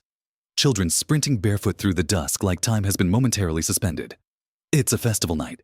You've stumbled into one of those sacred exceptions nights when sleep becomes optional, rituals become revelry, and the village gives itself permission to stay awake. Joyfully, a local woman passing by sees your half-dazed expression and hands you a small handful of puffed rice wrapped in banana leaf. It's for Kartik Purnima, she says before disappearing into the color and clamor. The full moon tonight is not just celestial, it's celebratory. You bite into the puffed rice. Crunchy, sweet, hints of jaggery and toasted coconut. Fuel for a sleepless night. Historians still debate whether such festivals were designed to disrupt the natural circadian rhythms, or whether they evolved as necessary counterweights to lives ruled by discipline and routine. Some argue these were times for release for ritual chaos, a sanctioned rebellion against the calm. And the sleep deprivation. It wasn't seen as loss. It was transformation. You drift toward the gathering pulled by music and motion. There's a ring of women performing a slow, rhythmic Garba dance, their skirts flaring like petals under the moonlight. Men nearby drum on clay pots, slap wooden sticks in hypnotic clacks, and chant phrases that loop like lullabies with a pulse. Children are still wide awake, of course, climbing trees, giggling behind water pots, daring each other to shout at the old stone bull near the temple gate. You join a group of elders seated on mats sipping warm drinks and watching the firelight flicker across their faces. One of them turns to you and says, "We stay up to honor the gods and to remind ourselves that sometimes sleep can wait." But not entirely, because even amid the revelry, sleep lingers. You notice it in the toddlers dozing off mid-coconut bite and the aunties swaying slowly between steps in the flicker of eyes losing their battle with gravity. Even the moon looks a little drowsy. There's a magic in these nights, not frantic, not forced, just elastic. Time stretches, the body softens, and the soul remembers what it feels like to live outside a schedule. You lie back on the edge of the gathering, your belly full of festival sweets, and your ears full of ancient melodies that somehow rhyme with heartbeat. Around you, people are still dancing, still singing, but in a slower rhythm now. A winding down. The fire pops, someone hums, and you realize this is sleep too. The moment just before, the quiet in the chaos, the breath between verses. You smile watching as one firework, just one, paints the sky gold again, then fades into a smoky sigh. And without meaning to, you close your eyes. The music fades, not with a bang, but with a sigh, like a curtain falling on a play where half the audience has already nodded off. The fire burns low now, down to the kind of glow that only moths and sleepy villagers truly appreciate. You stretch out beside a sleeping boy, clutching a stringless kite, and blink up at the sky, which is so full of stars, it looks like the gods spilled something important.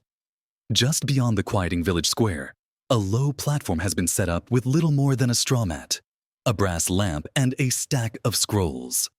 Sitting cross-legged on the mat is a man in saffron robes gently murmuring to a wide-eyed group of listeners. He isn't performing. He's explaining slowly, methodically how the stars determine whether or not you'll get a decent nap tonight. You scoot closer. This is the village astrologer, part sky reader, part philosopher, part unofficial therapist. He waves his hand toward the sky with casual confidence, pointing out constellations whose Sanskrit names sound like lullabies. Ashwini, Rohini, Mrigashira, each one tied to a particular time mood and, of course, sleep pattern. In Vedic astrology, or Jyotisha, the night sky isn't just pretty, it's functional. Sleep quality was believed to rise or fall based on which nakshatra lunar mansion the moon passed through. Some stars, he explains, bless you with dreamless, uninterrupted rest. Others, not so much. If your child's fussing under Bharani, you might as well accept that bedtime's been cancelled. One of the listeners, a wiry man with sleepy eyes and a palmful of betel nut, asks a question about Chitra Nakshatra. The astrologer nods. Good for vision, bad for silence, he says. Expect vivid dreams. Maybe a few talking snakes. You're pretty sure you already dreamed about a talking snake earlier, but maybe that was just the spice milk doing its thing. Historians still argue whether sleep astrology was rooted in measurable patterns or more symbolic associations. Some suggest that farmers used star patterns to track seasonal sleep shifts, longer slumber during winter moons, restless nights during harvest weeks. Others believe the stars offered emotional logic, a way to make sense of why some nights felt like sinking into a cloud, and others like arguing with your own brain. You stretch out again, your eyes flicking between constellations.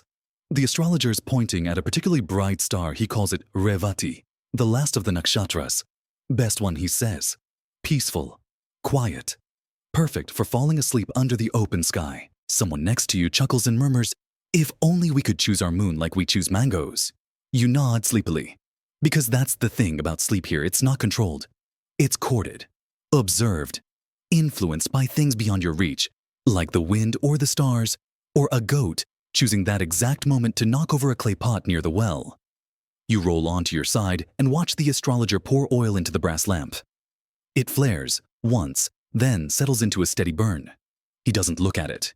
He already knows how long it will last, maybe just enough to finish his talk, or maybe just long enough for everyone listening to drift off mid-sentence. You blink slowly. The constellations above blur, not because they've moved, but because your eyes are ready to stop naming them. In your half-dream, you imagine the stars arguing over which of them deserves the title of Best Sleep Giver. One claims to have rocked Krishna to sleep. Another insists it once sent an entire forest into hibernation. You smile in your sleep. The astrologer's voice is a lullaby now, all rhythm, no detail. Just breath-tone silence.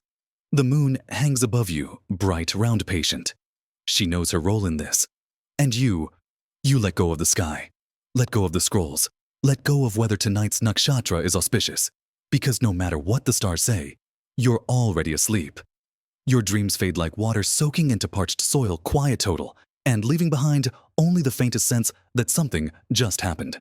You blink, unsure if it's morning, midnight, or some timeless in-between. A soft breeze answers with a shrug. The ground beneath you feels leafy, different. You sit up slightly and realize you've wandered to the edge of the village again, where someone has spread a mat made entirely from stitched lotus leaves, broad, dark green, glossy, and layered like scales. The shape of the mat is awkward, uneven, a bit like someone tried to build a mattress using salad. But it smells faintly sweet like rain and pond water. And more importantly, someone gestures for you to lie back down. You do. Immediately your back protests. The lotus leaf mat is cool, yes, but not soft. It creaks, it pokes, it folds where you wish it wouldn't. You shift, you wiggle, you shift again. Eventually you find something resembling a sleepable angle and stare up at the canopy above. Palms and moonlight, playing chess on your face.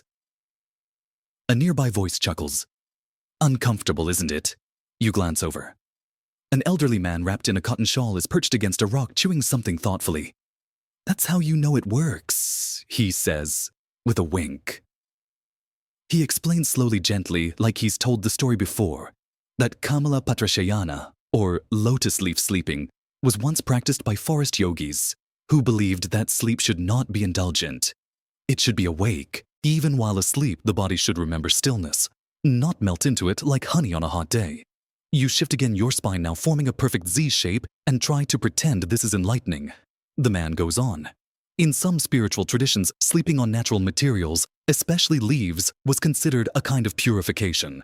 You were close to nature, closer to breath, further from attachment. Historians still argue whether these practices were ever widespread. Some say they were symbolic, used only during rituals or fasts. Others believe there were entire sects of wandering seekers who slept only on leaves, never beds, convinced that comfort was the enemy of clarity. You feel less clear by the second. But then something shifts. Your body, having registered its complaints, begins to settle. Not into comfort, but into surrender. You stop fighting the crunch of the leaves. You let the coolness spread across your back, the thin gyve of the mat reminding your skin that, yes, you have bones. The breeze returns, brushing against your face like an old friend. And suddenly, you understand. This isn't about sleep quality. It's about sleep perspective. You're not falling into slumber. You're sitting beside it, observing it, letting it happen without your usual 1,000 preferences. The man beside you has closed his eyes now, head bowed, hands resting in his lap. He's not meditating. He's napping. Upright, proud, peaceful. You lie there a little longer, unsure whether your brain is relaxing or quietly planning revenge. But a memory bubbles up of a time someone told you that monks who slept on the thorns in winter learned to slow their breath so completely that their skin never even bruised. Whether it's true doesn't matter. The image itself has the power to soften your frown. And your frown does soften. The night deepens again. The lotus leaves press gently against your shoulder blades. Not comfortable, but not cruel. You breathe in the scent of damp earth-faint flower and wisdom that's too old to need proof. And slowly, deliberately, you let go. Not into plushness, not into dreams, but into presence. Because maybe sleep doesn't always need to be soft. Maybe it just needs to be honest. The quiet now is so thick it feels like it's wrapping around your head like a warm scarf. Just when you think you've heard the last whisper of night, a shrill, regal cry tears through the air. Eeyow. You jolt upright. Again. Eeyow. You look around, eyes wide body, slightly less enlightened after your night on the lotus mat. And there, silhouetted against the first flush of pre-dawn gray, is the culprit, a peacock. Specifically the most self-important peacock you've ever encountered. He's perched on a low wall like a diva who's forgotten he isn't supposed to be center stage until sunrise. Tail feathers twitching, neck stretched, voice still blaring. Welcome to nature's alarm clock. A woman nearby stirs beneath her shawl, yawns and mutters something that probably translates to not again. She throws a pebble in the peacock's direction. It clucks once and struts away, clearly unbothered. You imagine it writing a strongly worded letter to the gods about peasant disrespect. Peacocks, you learn quickly, are not just pretty accessories in the ancient Indian landscape. They're noise machines. Sacred noise machines, sure. Lord Kartikeya's vehicle. Associated with rainfall and beauty and all that. But none of that makes them quieter. In ancient villages, peacocks were both revered and regularly cursed under the breath. Their early morning shrieks were said to announce the arrival of dawn monsoon's guests, or simply their own need for attention. Historians still debate whether their presence near temples and homes was intentional, spiritually symbolic, or simply tolerated. Some texts refer to them as celestial creatures who guard the night's last breath. Others more honestly imply they were just really hard to keep out. You flop back down with a sigh, but sleep is a little further away now thanks to that feathery opera singer. Around you, other villagers are beginning to stir, stretching, splashing water onto their faces from brass pots, boiling early morning chai over thin blue flames.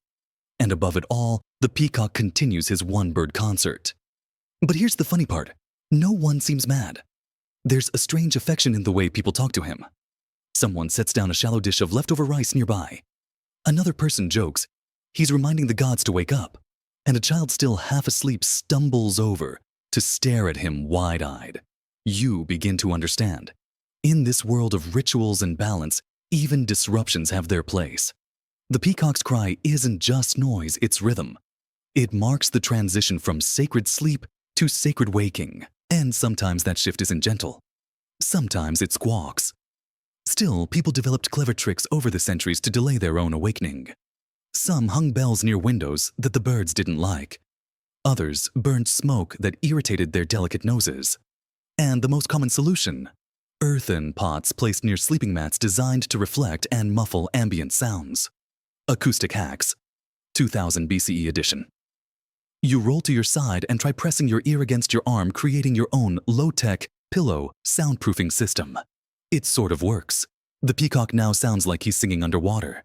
You drift again halfway between dream and dawn, your brain painting images of peacocks wearing robes sitting on temple thrones demanding tribute from yawning villagers. In the half-sleep that follows, you begin to hear the village breathing again. Not loudly, just steady. Like one giant organism stretching before the day's work begins. And through it all, that peacock continues to strut. Maybe he's annoying. Maybe he's sacred. Probably both. But one thing's for sure. He's been here longer than you. And he'll be here tomorrow. You don't even remember falling asleep again, but you must have. Because when you next open your eyes, it's not the sky that wakes you. It's the sound of bells. Not loud ones. Not ceremonial or aggressive. Just a gentle series of chimes like silver wind brushing against brass. Ding, ding, ding. You sit up slowly. The horizon is faint pink, the kind that whispers, not shouts. And just across the square, barefoot priests in faded dhotis glide between stone columns, carrying long-handled bells that ring in deliberate rhythm. They're not calling anyone awake. They're calling something else. You rise still swaddled in layers of sleep and wander toward the temple. Inside, the air is cooler, touched with the earthy scent of incense, ash, and morning dew off stone floors. The bells continue, small ones now suspended on threads, swaying in pairs near statues of gods still glistening from their ritual oil baths. The priests chant softly as they pass, but it's the bells that hold the mood, tapping against the hush, carving space into the silence. And then, it hits you. This isn't a wake-up call. This is a sleep ritual for the divine. Yes, really. In temples across ancient and even modern India, Deities were treated not just as concepts or symbols, but as living entities. And just like humans, they had routines. They were bathed in the morning, fed at noon, fanned in the afternoon, offered songs in the evening, and put to bed at night. It's called Shayana Arti, the ceremony of putting the deity to sleep. Every night, bells are rung, songs are sung, doors are gently shut, and the god's space is darkened. Blankets, sometimes even sandals, are left beside the idol. It's not just ritual, it's relationship. Historians still debate whether these practices were developed out of spiritual devotion or emotional projection. Was this how people anthropomorphized the divine? Or was it a teaching tool, a nightly reminder that even the cosmos needs rest? Either way you feel it now. This ceremony isn't about making noise. It's about making space. The bells don't jar the air, they smooth it. They act as lullabies for both the deity and the devotee. A priest approaches the main sanctum with a bowl of warm milk, places it beside the idol's altar, and murmurs something you can't quite catch. Then with infinite gentleness he closes the wooden door. 2 final chimes. Then silence. The god is sleeping. And oddly enough, so are you in a way. Not unconscious, not dreamy, just stilled. The ceremony has lulled something inside you, something more tangled than muscles. A knot of urgency maybe. Or that invisible pressure to do something even in the quietest hours. That's gone now. You sit cross-legged on the cool stone floor. Around you, devotees begin to shuffle out slowly, still quiet, as if trying not to wake someone. The bells hang still. Now their job complete. You think about the nights before your own rituals, your own attempts to negotiate sleep like it was a stubborn guest instead of a natural arrival. And here even gods sleep. Even the eternal takes a break. You leave the temple just as a soft breeze picks up, tugging at the hem of your robe. In the sky above, the stars are starting to pale, one by one. But there's time yet. You lie back on the grass outside the temple wall, arms behind your head, and think, maybe this is why the bells ring, not just to lull the gods, but to remind the world it's okay to rest, to wind down, to surrender, to sleep like a deity attended to by bells and silence. The silence after the bells isn't empty, it's saturated. Every leaf, every distant breath of wind, every grain of sand feels soaked in some kind of sacred hush. You lie still, as if moving might break it. Somewhere behind your eyes, a dream threatens to begin again, but not yet. Not just yet. Instead, you hear voices. Not many, just 2. Calm, slow, and close enough to eavesdrop without guilt. They're coming from the other side of the temple wall, where 2 figures sit across from one another under a mango tree. One is older, robed in plain cotton and wrapped in stillness. The other is younger, wrapped in questions. You edge closer, careful not to disturb the moment.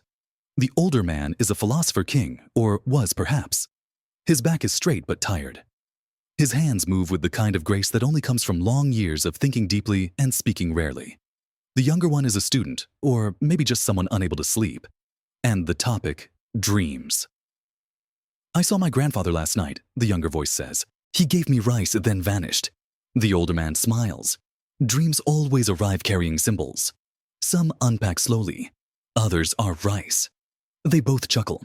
This isn't a formal teaching. It's what ancient India did best, pillow talk with depth. Conversations where sleep and philosophy overlapped like ink on parchment. Where the moments before sleep or just after were ripe with meaning. Are dreams real? The younger one asks, stretching out on the ground, now eyes skyward. The older man leans back too, the mango leaves casting sleepy shadows across his face. In this world, he says slowly, we wake into dreams. And in dreams, we sometimes wake. Truth flickers between them. You exhale, not in reaction, just because your lungs needed something to do while your mind absorbed that. These kinds of dialogues, soft, spontaneous, and wide open, are scattered through Indian texts. In the Upanishads, dreams are dissected with the same care as rituals. In yoga, Vasistha reality itself is called into question through the lens of sleep. Dreams weren't just entertainment, they were teachers. Historians still argue whether ancient Indian thinkers saw dreams as divine messages, psychological echoes, or simply astral projections after too much girai. Probably all 3. No one here seems bothered by contradictions. The younger one stirs again. But if dreams are part of reality, what about nightmares? The philosopher king's face folds into a soft, long, smiling crease. Then the gods are asking better questions. They lie in silence for a while. Then the older one says, "Did I ever tell you the dream that made me give away my kingdom?" And just like that, the conversation folds into storytelling. Not lecture, not sermon. Just one human whispering to another while the night listens with its head on a pillow of stars. You stay still, soaking it in. There's something sacred about listening to a story in the dark. No faces, no expectations. Just words and breath and imagination doing slow somersaults together. You lie back once more, the voice is now part of the background, like the low gurgle of a distant stream or the purring of a very wise cat. You don't catch every word now. Just phrases. Maman don nan. The maman moto han hom nan don societies. Nan. Mein chimborum bartered. Azofof ton tudu bani kahotandinian time and cheeks and she. Be of the moon dipped in oil. I was both the fire and the spoon. Your eyes close again. And as sleep pulls you under, not like a trap, but like a tide, you realize that some truths can only be spoken this way quietly, between dream and dawn, while your body rests and your soul leans in close. You don't remember drifting off, but you remember the frogs. Not loudly, not obnoxiously, just enough croaking to let you know that somewhere nearby, a small damp community is thriving under the cover of lotus leaves and half-sunken stones. When you open your eyes again, they're still at it low and steady, like tiny monks practicing throat singing. And then a voice calm, firm, slightly nasal says, "Frog pose." You blink. Under a peepal tree, a small group of yogis is beginning their early morning routine. Most are older with joints that creak as loud as the frogs, but their movements are slow and sure. You creep closer and hear the teacher call out again, Mandukasana. Ah yes, the sleepy frog pose. You sit on the edge of the gathering as everyone lowers themselves to the ground, knees bent wide, toes pressed together behind them, elbows planted forward, hands in prayer. It looks like a frog mid-meditation, or maybe mid-regret. You try it. Instantly your hips protest. Your ankles stage a minor uprising. Your knees whisper something deeply unkind. But the teacher smiles knowingly and says it's not about perfection. It's about emptying.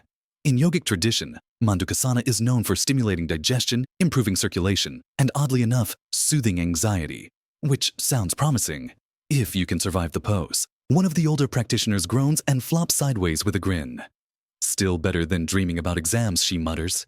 You ease back into a gentler seated pose and watch as the teacher transitions the group into a forward fold. Each morning, she says we clear the dreams out of our hips. It's an odd sentence. And yet it makes perfect sense. Dreams do tend to linger somewhere between the belly and the knees, especially the awkward ones. The frogs continue their symphony. A dog wanders past and yawns without apology. The sun just breaking the horizon filters through the pipal leaves like golden water. And you stretch, not for fitness, not for virtue, just to feel your limbs remember they're yours. The teacher leads the group into a few more postures. Supta, Baddha, Konasana reclining butterfly pose, Balasana, child's pose, and finally, Shavasana, corpse pose. Everyone lies flat, arms open, breathing like leaves moving in the wind. This is the real reason they're here, to practice the art of letting go consciously. Yoga in this context isn't just movement. It's preparation for sitting, for dreaming, for sleeping with a mind that doesn't wander like a goat on festival day. Historians still argue whether poses like Mandukasana were originally developed for physical benefit or spiritual metaphor. Was the frog pose meant to awaken the belly or to humble the ego? Either way, the effect is the same: stillness. You follow them into Shavasana, lying on the packed earth, arms, relaxed eyes, half closed. The frogs don't stop. The breeze doesn't stop. But inside you something does. For a long moment, there is nothing to fix. No part to stretch.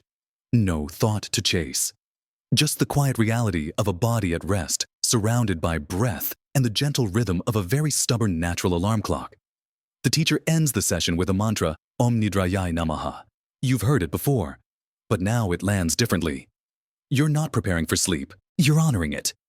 You sit up, palms pressed together in front of your chest, and whisper a thank you, not to anyone in particular, but to the frogs, to the mat, to your knees for not abandoning you. And then you rise slowly. One more ritual complete. One more night lesson folded into the morning light. You walk slowly now, not out of fatigue, but because the day doesn't seem in a rush, and neither are you. The path winds through the heart of the village where soft light hits thatched rooftops, and early risers sweep courtyards with long-handled brooms in smooth, circular motions. The dust they stir looks like gold. You pause near the banyan tree, the same one that witnessed your first cup of warm spiced milk. Its roots still snake down like lazy scribbles, and beneath it familiar faces have gathered. Not for ceremony, not for study, just for something quieter. An old woman hands you a small clay cup again. Your final cup of milk. It's warm just like before. Creamy, gently spiced nutmeg saffron, a dash of crushed tulsi. This time, you sip it with your eyes closed. Not to heighten the flavor, but because the world behind your eyelids feels just as real as the one before them. She smiles as you drink, as if she's seen thousands of sleepy wanderers find their rhythm in this village and knows exactly what this final cup means. She doesn't speak. She doesn't need to. You sit near the others gathered there, young, old, wandering, settled. Some sip milk. Others hum. A few have already curled up and fallen back to sleep again, as if the morning light were a gentle excuse to nap one more time. And the mantras begin. Familiar now. Slow and deliberate. Shanti, Shanti, Shanti. Peace in the body. Peace in the mind. Peace in the world. This isn't a chant to start the day, it's a thread tying it back to the night. As if the village isn't waking up, but rather closing its sacred circle of rest. The woman who gave you the milk begins to rock slightly, humming a lullaby that could have been heard thousands of years ago, or maybe just last week. There are no words this time, just melody and memory. You lean back against the tree cup, empty breath, slow body, filled with something softer than satisfaction, something more like trust. Around you, the village doesn't rush into the day. It stretches. It glides. It allows the edges of sleep to linger, as if forgetting them might make the gods feel abandoned. And you let yourself melt again. One final time. Not into sleep, not into thought, but into a stillness that belongs only to those who've truly rested. The last thing you hear is the sound of your own breath, a little deeper, a little steadier, like it knows. It's time. And now, as our journey draws to a close, let the final images fade softly behind your eyes. The banyan tree, its roots tangled in centuries of stories, sways gently in the breeze. The last coals from the fire crackle somewhere far away, no longer for warmth, just for company. The peacock has quieted finally, and the frogs are singing you to sleep. You are no longer sitting beside ancient monks or wandering through sandalwood smoke. You are simply here, in your bed, breathing slowly. The scents you imagined, nutmeg, tulsi, a wisp of vetiver, they cling to your thoughts like the last notes of a lullaby. You don't have to remember everything we saw. Your body already does.